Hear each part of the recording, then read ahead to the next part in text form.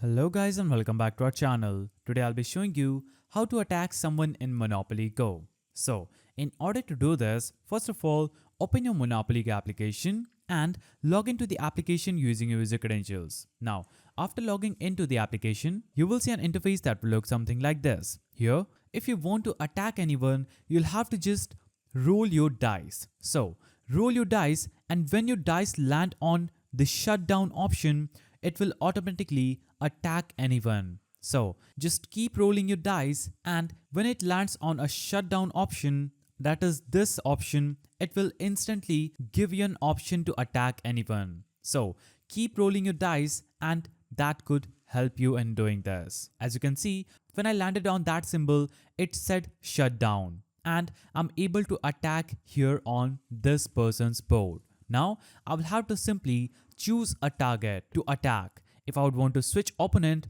I will click on this button, choose another one to attack, then I will land on their board. Now, I can easily attack on this person just by choosing the target, then clicking on their property that I want to attack. After doing this, I would have successfully attacked this person on Monopoly Go. So, if you found this video helpful, please don't forget to give it a thumbs up, and thanks for watching.